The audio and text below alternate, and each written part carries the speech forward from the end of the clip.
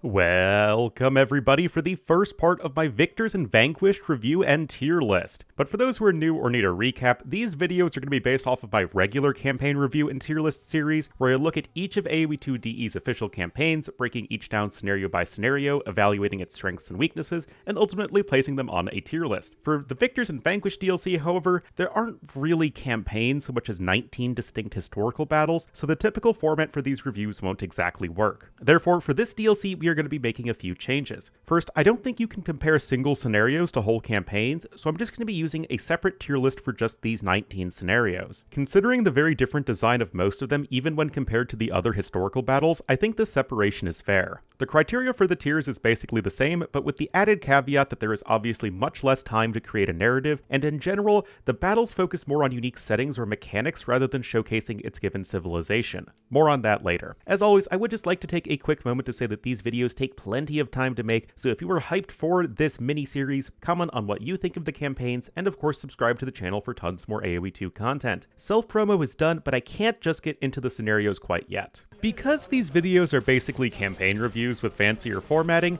I do feel the need to address the community, discourse surrounding the Victors and Vanquished DLC. To summarize, as of writing this, the Steam reviews of this DLC are mostly negative, with only 30% of reviewers giving V&V a positive rating. This is the only instance of a mostly negative reception across all of the AoE2 DLCs, and I want to briefly explain why people are so unhappy, as well as my take on whether or not I would recommend it to you guys. So, there are multiple reasons why people dislike, or at the very least are disappointed by this DLC, and depending on the player, these factors will vary in how important they are. First, this was hyped up to be a campaign-focused DLC, and some people feel cheated by the fact that there are standalone scenarios rather than a few cohesive campaigns. Personally, I think that campaigns and single scenarios offer different ways of telling historical narratives through AoE2 gameplay, so I'm fine with this. These are the first official historical battles in a very long time, after all. Second, we have to consider that 14 of the 19 scenarios of Victors and Vanquished are existing Philadelphia custom scenarios from the Mod Center. Many players feel shorted in having to pay for content that they can mostly access for free. Philadelphia and other official sources have cited the addition of voice acting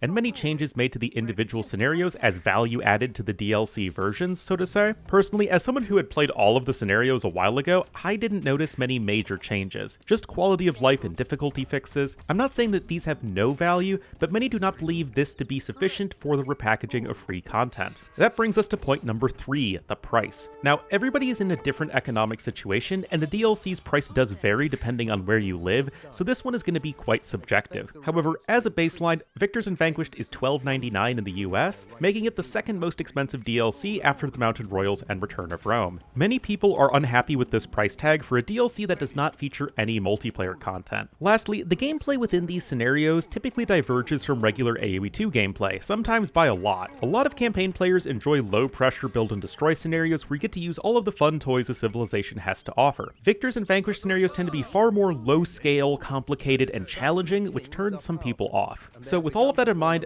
what do I think of the DLC as a whole? Personally, I have mixed feelings. As a disclaimer, I did get this DLC for free and early access to make content for you guys, and even collaborated with Philadelphia for some interviews/co-casting while I played the scenarios. I also like Filthy and have a ton of respect for him, so I definitely don't want to just flame anybody. That said, I am far from a paid representative of World's Edge, so I feel free to give you guys my 100% honest opinion. In summary, I largely enjoyed the gameplay of Victors and Vanquished and think they're mostly fun scenarios, but I'm also disappointed by the lack of improvements based on the price tag of the expansion. In my opinion, the DLC should either have been cheaper or featured more noticeable changes and improvements to the existing scenarios. Repackaging Filthy's custom scenarios is not inherently wrong, they are really fun for the most part and deserve to be brought to a wider audience. However, there is very little in the way of added dialogue or historical context to bring more life to these scenarios. There is basically one voice actor whose delivery feels very much like a dry documentary narrator. There is no updated artwork for heroes, units, or buildings, and they didn't even add any new slideshow images. These are the sorts of things that Philadelphia would not easily be able to do himself, and are aspects to missions that could really be helped with Microsoft support. Still, like I keep saying, I do enjoy the gameplay, so if paying however much the DLC is for you for 5 new scenarios and some polished custom scenarios is worth it to you individually,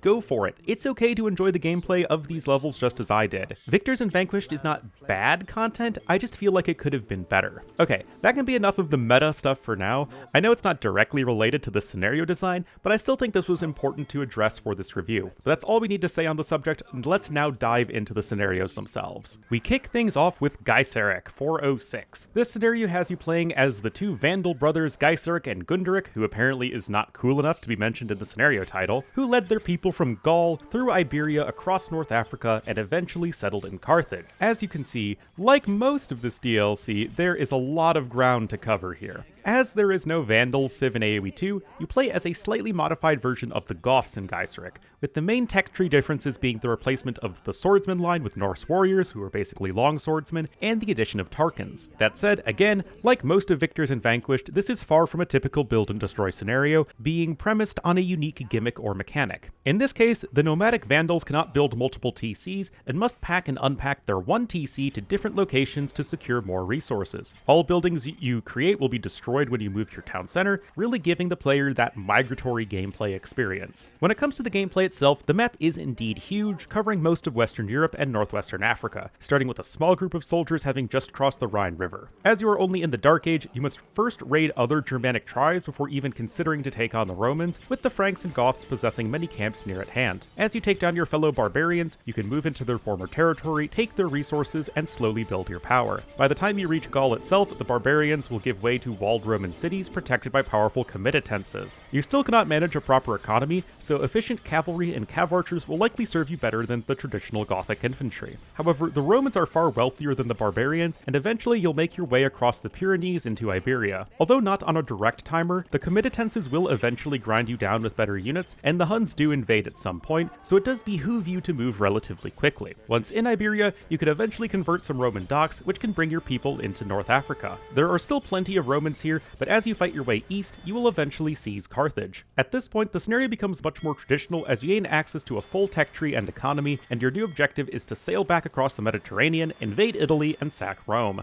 Alright, phew, there is a lot to go through with these scenarios, and just as much to unpack with its analysis. So if you indeed start with this campaign, you're getting a pretty solid intro as to what to expect in Victors and Vanquished. Massive scale missions with varying degrees of deviation from typical AoE2 gameplay. In this case, you aren't ever really playing as the Goths, which is okay because the Vandals were not Goths, so it makes sense that their gameplay would be slightly different. As for the migration mechanic, I think it generally works well and gives the player a great sense of constantly having to move into richer lands just to secure the bare resources your people need to survive. That said, the TC pack-unpack process is very slow, which feels at odds with the fact that you want to move quite often due to resources running dry after only a few minutes. I know a lot of people don't like time pressures, but Gaiseric does a pretty elegant job of it insofar as incorporating it into the core gameplay instead of giving you an arbitrary countdown. You've got to keep moving, otherwise you'll be no match for the Romans or Huns. The only other critique I have with this mission is that the ending portion where you gain control of Carthage and go after Rome feels like a bit of an afterthought. There are no real mechanics to work with here, and there is basically no dialogue or finesse to the gameplay. Just go head on and apply directly to the forehead with your infantry spam. Now, as I mentioned, the tier list for this DLC will be separate from the other campaigns and historical battles, although the criteria for the tiers remain similar. In my view, Gaiseric delivers a solid thematic experience with the Vandals, telling the story of a people through gameplay mechanics, and I will be placing it in the high B tier. Just for fun, I am going to be attempting to rank the campaigns within the tiers this go around, but obviously, as our first entry, there really isn't a whole lot to compare to just yet. All in all, I wouldn't say this is the most exciting scenario in the world, as it does feel rather sluggish at times, but nonetheless, the great ambiance of migrating across Western Europe and North Africa is memorable enough to make it on the upper end of average.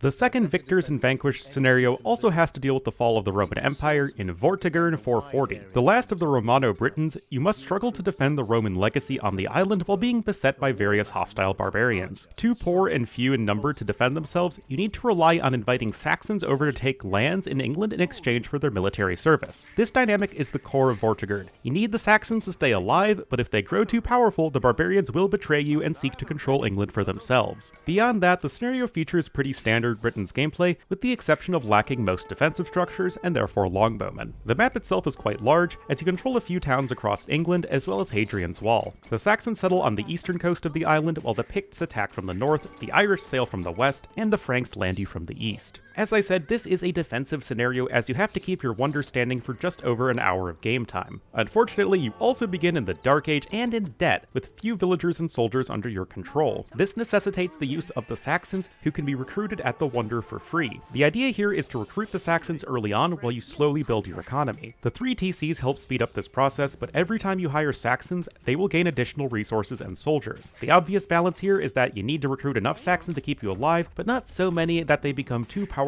too quickly and betray you before you are ready. From my understanding, this betrayal is inevitable, and it occurs once the Saxons reach a certain number of military units. Despite the Dark Age setting of your opponents, the Picts, Irish, and Franks will scale up their armies as you advance through the ages, ensuring a fairly high difficulty throughout the entire mission. You are unable to build ships, so the only enemy you can attack directly is the Pict, which is a risky but potentially very rewarding choice as it eliminates one of your 3 enemies, which is furthermore the enemy that builds siege rams. Swordsmen and archers should make up the majority of your forces, and the key to winning against both the Saxons and your starting enemies is that you are the only one who can get full Imperial Age upgrades on your units. Quality is eventually on your side, you just need to get there. Okay, analysis time. Vortigern is a bit different from most of Victors and Vanquished in that it isn't going to last a very long time, with it ending after an hour. This makes the scope smaller, and since it is a survival scenario, less painful if you screw up and lose. This is helpful because this is probably one of the most challenging scenarios in the DLC, as the Saxon betrayal can often come well before you were prepared to stop it. They aren't likely to destroy your wonder right away, but the enemies attacking from all sides can easily cripple your economy. Starting in the Dark Age with so few villagers may seem like it's a slow scenario, but with 3 TCs you can get your economy going reasonably fast, and the Saxon reinforcements keep things interesting early on. The biggest complaint I've seen with this scenario is that huge variance when the Saxons betray you. Like I said, it comes down to military size, and since we are working with an AI here,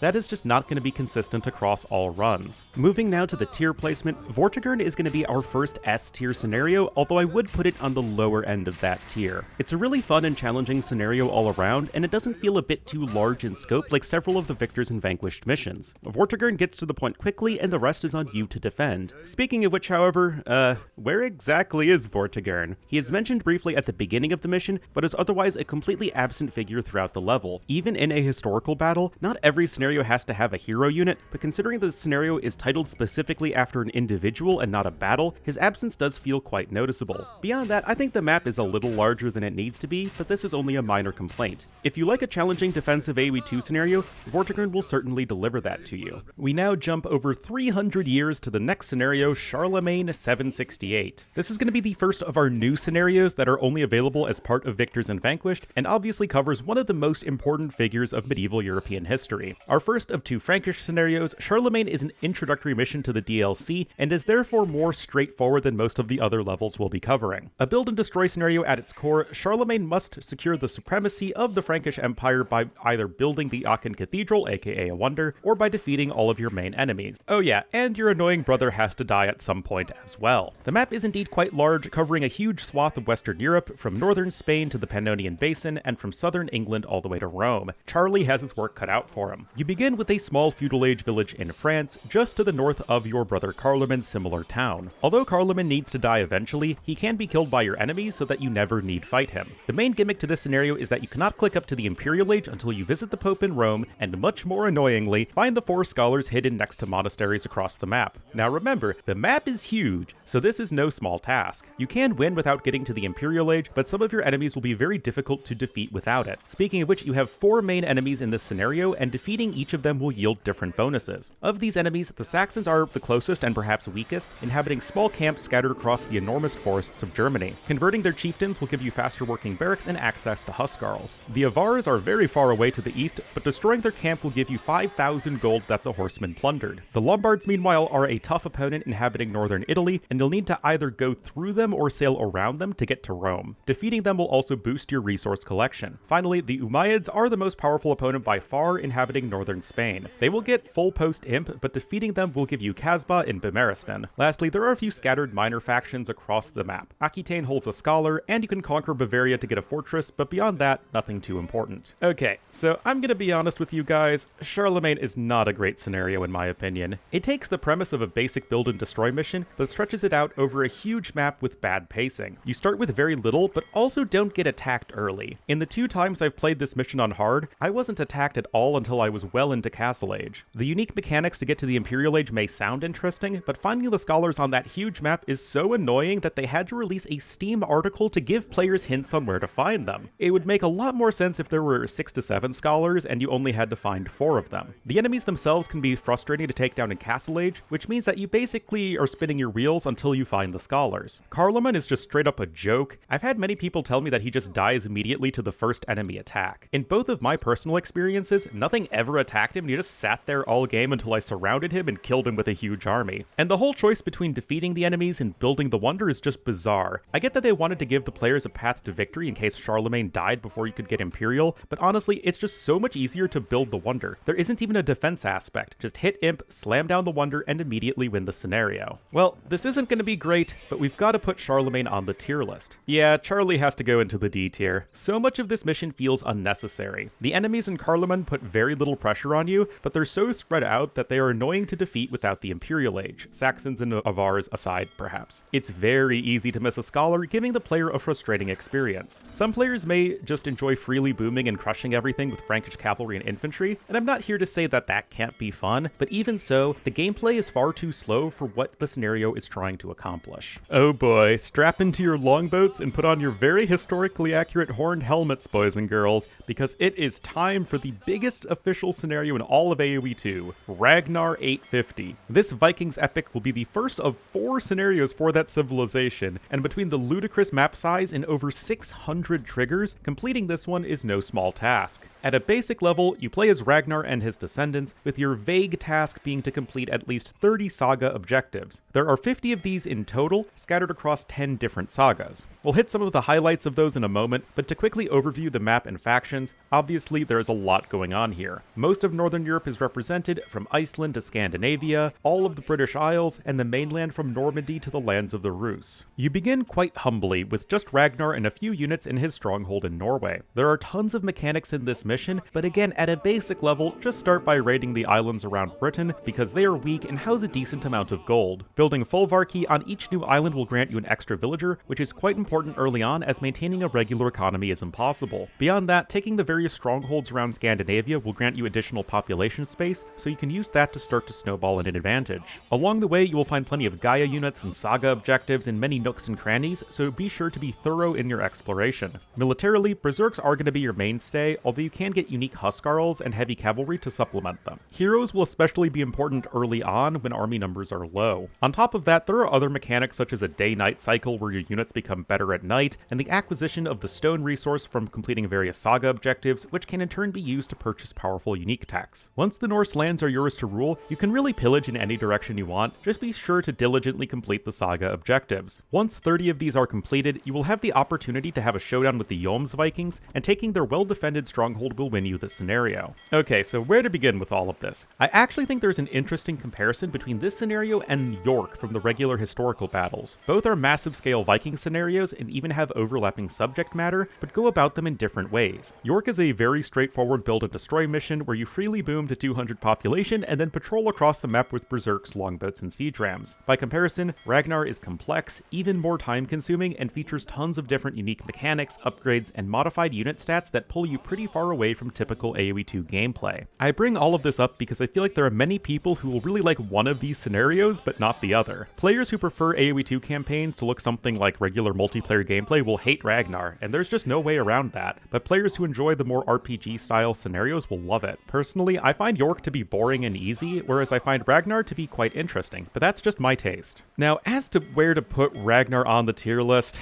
this is a tough one, but I am going to go with the A tier. This scenario will always be divisive, and I understand that some people consider this one to be D tier, but I really have to commend the sheer ambition of this level. It has so many moving parts and things to discover that it at least keeps me interested and entertained for quite some time. That said, even as an RPG scenario, there are still a few issues, and that namely comes from the scaling. This is a scenario that can start very slowly as you're transporting around with a few units here and there, and the extra speedy ships don't necessarily make up for that. On the flip side, once you get your army and unique techs rolling, there isn't really any challenge left to the mission. Lastly, I do think it can be confusing for people to figure out what exactly the saga objectives are and how to complete them. This is okay in a custom campaign when everyone who's playing the level is a hardcore campaign enjoyer, but I also think it's tricky for casuals. So that's Ragnar. It's huge, it's complex, it's very fun to some, but definitely prepare some time before embarking on your own sagas. The Viking adventures continue with Ironside 859. Bjorn Ironside is one of the sons of Ragnar, and unlike his father and siblings, he seeks to plunder the lands of the Mediterranean. This is another raiding scenario, and mechanics-wise, it's basically a simplified version of Ragnar. You still mostly gain gold through the killing of enemy units and destroying enemy buildings, and your available units are a similar array of infantry unique units that you can train at a wonder. Your initial population is small, but you can grow it up to 100 over time, and it can even train villagers in the Imperial Age. Yes, I know I missed that on my playthrough. The map is large, although not Ragnar large, and indeed covers most of the Western Mediterranean. Your main task is to destroy the 4 enemy wonders of Cordoba in Spain, the Berbers in North Africa, the Italians in Italy, and the Franks in France. There are also 2 wonders in the Byzantine Empire to the east, but for some reason those don't count. The only other notable mechanic to this scenario is that you need to find various heroes to train their corresponding unit type. For example, you need to find the Woad Raider hero to train Woad Raiders. Moving on to the gameplay, you begin with a small feudal age camp in the south of France, and after a brief intro where you raid Corsica, the whole map opens up to you and your ambitions. There is no specific order as to which enemies you need to defeat, and the Byzantines and Kutama of North Africa you don't need to attack at all. This is a very laid-back scenario. Yes, the enemies grow more powerful in time, but you are never attacked at any point, and there is no timer of any kind, so you can just build your army right back up if you overextend yourself. There are princesses you can ransom, as well as enemy heroes to defeat, but these only bring in a small amount of gold for the stage of the game in which you can kidnap/kill them. Other than that, there really isn't much to Ironside. Analysis time. So, as you can imagine, Ironside feels like a bit of a disappointment, especially after Ragnar. The map design is very nice, and there's value in playing Vikings in a different geographic setting, but that just doesn't really feel like enough. The pacing is very slow, and the low population limit means that you need to send multiple waves of units and transport ships to attack the enemies that just sit on their butts and infinitely spawn soldiers. The heroes can be a bit tricky to find, although not as bad as Charlemagne in my opinion, and aren't necessary to make progress across the Mediterranean. It is weird that the heroes themselves are pretty underwhelming stat-wise, especially when compared to the fantastic heroes we get in other scenarios. There are other odd design choices in this mission, like the princesses and enemy heroes that you can randomly happen upon for a small amount of gold. They just don't really add that much to the gameplay. You need 50,000 gold to win this scenario, but this will come naturally through raiding rather than trying to find gold tiles to mine. Training villagers might make the gameplay more appealing to some players, but the general lack of resources on the map means that a small food and wood eco supported by gold from raids is all you're likely to get. Especially with multiple hero units on both your side and the enemy side, it also feels like a wasted opportunity to have more dialogue. Now for the tier, and unfortunately it will likely come as no surprise that this scenario is also going to be in the D tier, and I'm going to even put it below Charlemagne. Other than some nice ambiance and map design, Ironside really doesn't offer much that is new or engaging when compared to Ragnar. The mechanics are very simple, and there is never a sense of pressure or urgency. There is no real dialogue to flesh out the narrative, and the intro and outro slides are bare bones. I feel bad having to say all of this, but I have to be honest with you guys, Ironside is, in my opinion, one of the weakest campaigns of the entire DLC. Ragnar is simply a much better Viking raiding scenario,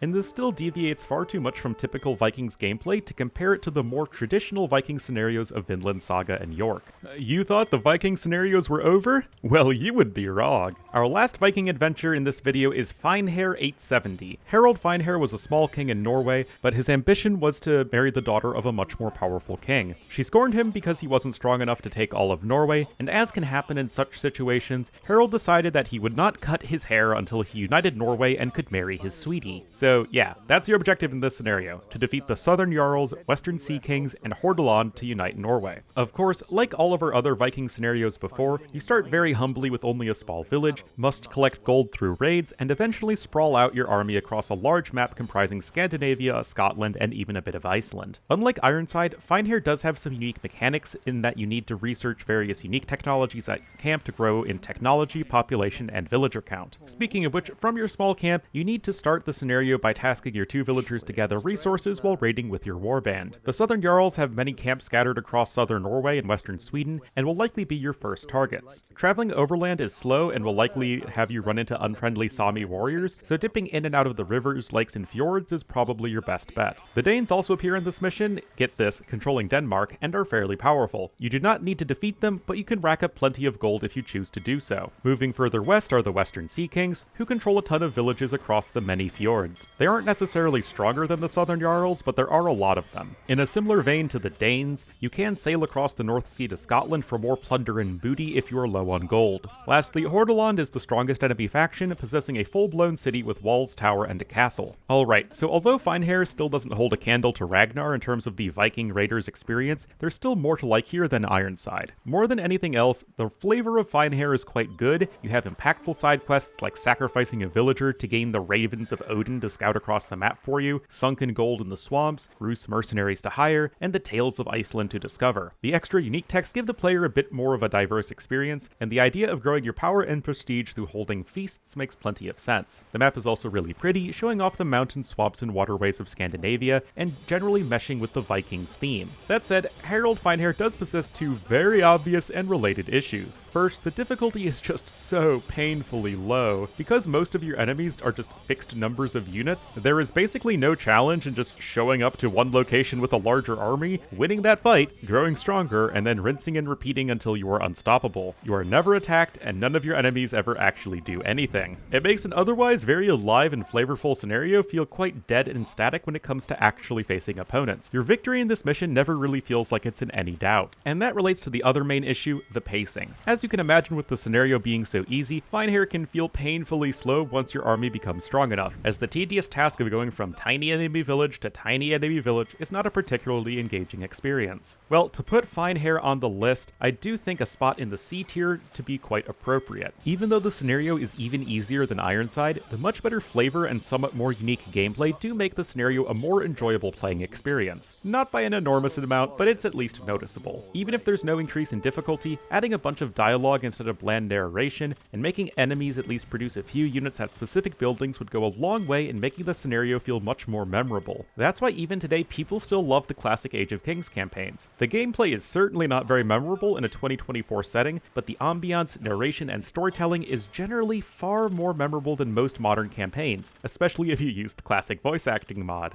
The nature of Finehair does make it pretty tricky to balance, because the low pop limit and large map make it impossible to keep units at home to defend while actually going out and completing objectives, but that does not mean there could not have been more to Finehair. We now turn to yet another Viking scenario. Just kidding. Next is going to be Robert 921. Like Charlemagne, Robert is both a Frank scenario and an entirely new campaign with Victors and Vanquished. This time around, Robert of Neustria is a duke in the Kingdom of France who is unhappy with the rule of the Frankish king, who also happens to be a descendant of Charlemagne, and he seeks to rise above all other dukes to gain control of the kingdom. However, his own ambitions must be matched against the other French dukes, so the goal in this scenario is to out-scheme and out-battle all enemies to take the crown. Classic Game of Thrones stuff here. The map is huge, and there are potential rivals in every direction, as the map covers almost all of France. The king naturally controls Paris and the surrounding area, and the Vikings raid from Brittany to the west. The other Frankish duchies are Flanders, Burgundy, Normandy, Aquitaine, and Gascony, and it's against their machinations you'll need to match. Nevertheless, gameplay starts relatively smoothly as you begin in a small feudal age village in the Loire Valley near the center of the map, allied to everybody except the Vikings. Of course, the complexity will ramp up quickly as the other dukes will begin to make alliances, and if you choose to attack one duke that is part of an alliance, all alliance members will turn on you. These alliances are random and will grow more intricate over time, so you need to pay attention. However, each of these duchies has a support value, starting from 0 going all the way up to 100. Each duchy has a different action you can take to gain their support, and all of them will be pleased by resources you tribute their way. Notably, if you get to the full 100 support of a duke, they will break all other alliances, join your side, and give you some unique technologies to boot. Then you can use your alliances to wage war against other alliances. However, if all of the other duchies are hostile to you, which is basically guaranteed if you don't start attacking people until the Imperial Age, the King of the Franks will declare war against you and send their full might against your base. Even with all of that intricacy, there's still a series of side quests you can do for the King of the Franks. These include actions like building castles, attacking the Vikings, and collecting relics. Doing these objectives will grant you various unique techs, strongholds and crenellations at the first tier, stirrups and hauberk at the second tier, and Farimba with the third tier. You are unable to complete these objectives if the king is hostile to you, so doing them quickly is important.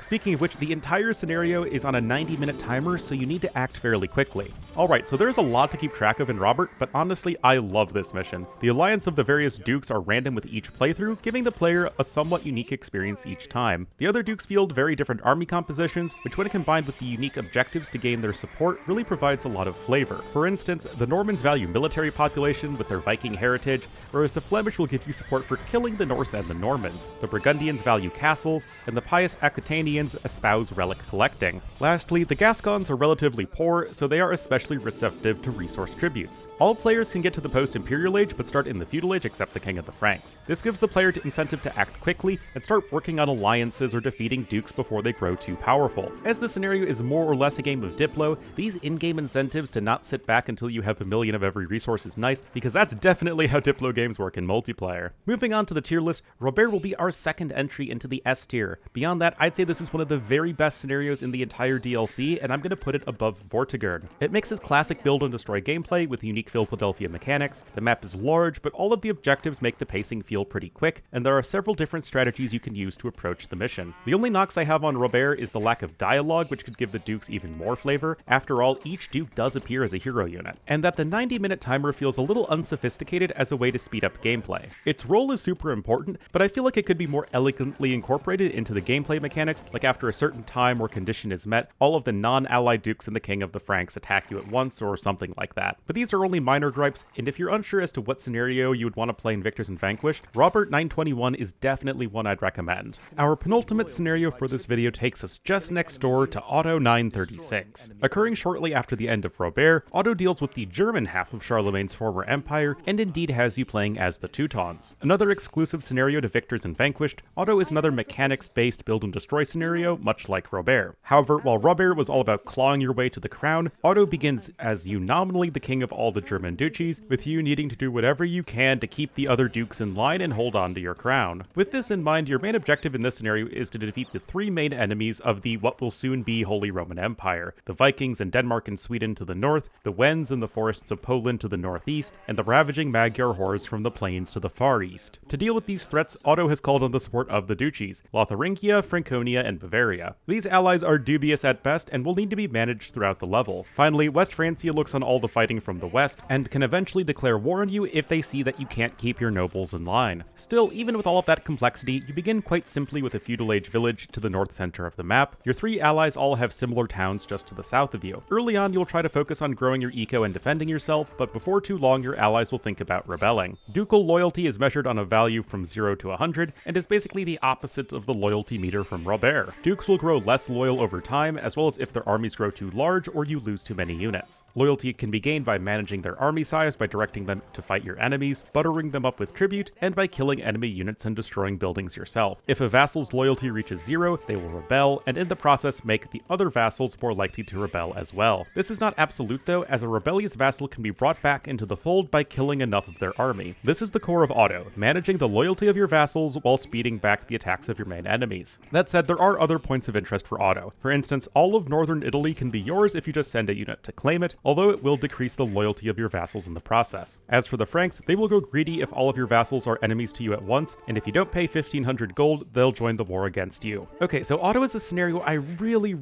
want to like, but I just can't. It's a cool concept and an excellent mirror to the Robert scenario with the whole rising to power versus maintaining power dynamic in the two halves of Charlemagne's empire. Unfortunately, its execution is just not great. First and foremost, the balancing of players is just really awkward. The strongest player on the map is West Francia, who will play absolutely no role in this scenario unless you really screw up. Unless you're trying to get the achievement, having all three vassals rebel against you at once is not that easy, and even then you still have time to pay them off. But even that aside, the level is just otherwise extremely easy. Your vassals will take the brunt of the Magyar raids early on, giving you a more or less free boom. Franconia or Lotharingia may rebel at some point pretty early on, but they can be dealt with via your starting knights and the Otto hero unit. Your main enemies are basically a joke, as none of them ever reach the Imperial Age, whereas you and all of your vassals can get to full post-imp. The Magyars do indeed have plenty of units to start things out, but they will obviously fall pretty easily as soon as you get an Imperial Age army. There is just no resistance put up by anyone other than West Francia, who will probably not be doing anything all game anyway. Lastly, and I know this is minor, but why does the 10th century German king Otto have the same model and artwork as the Grand Master of the Teutonic Knights? It just feels so out of place to have a winged helmet crusader fighting the Wends instead of Poland-Lithuania. ya. Well, we have to place Otto on the tier list, and I just can't put such a cool concept in the D tier, so we're going to put our Teutonic campaign at the very bottom of C tier. Yes, this is largely based on the potential for the scenario,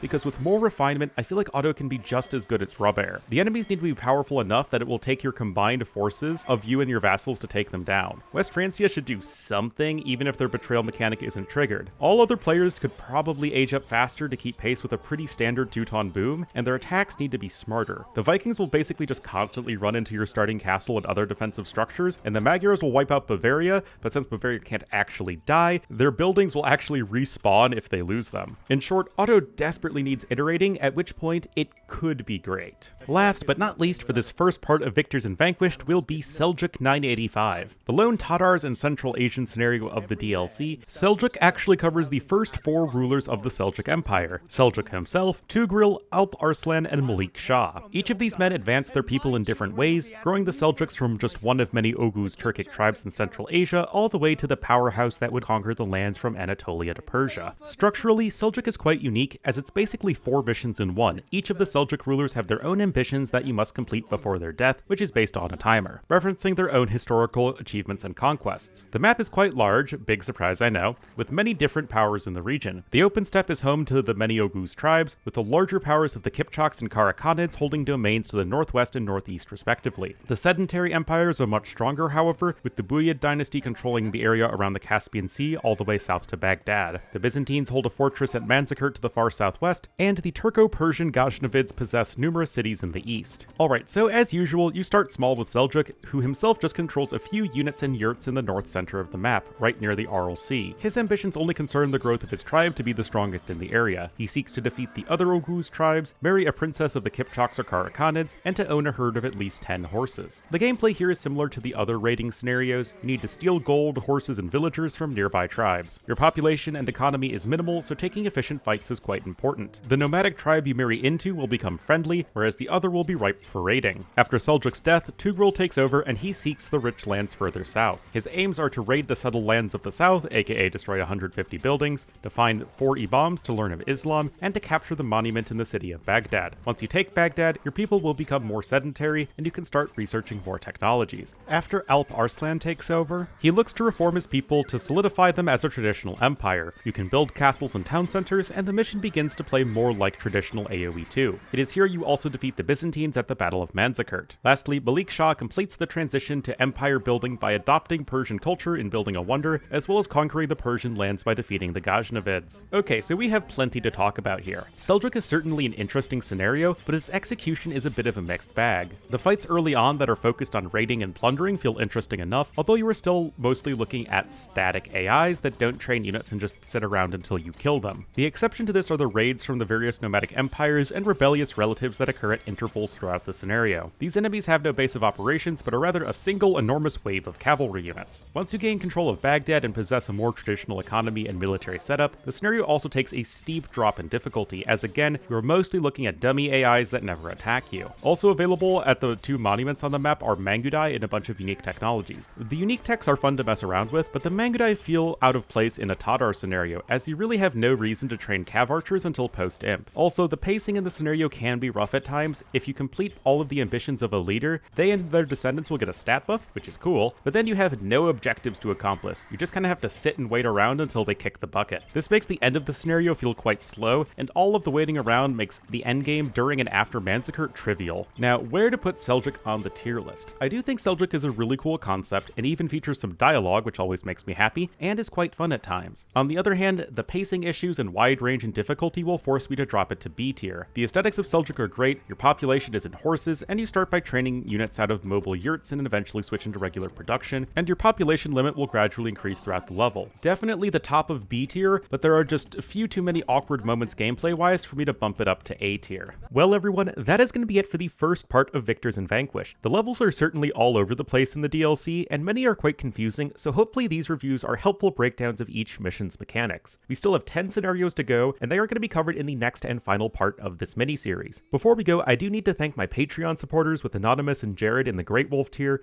and then Hryru, Carolyn, Dieter, Liquid Egg Product, and Tandoori in the Dire Wolf tier. As always, thank you all so much for watching, and I'll see you guys next time.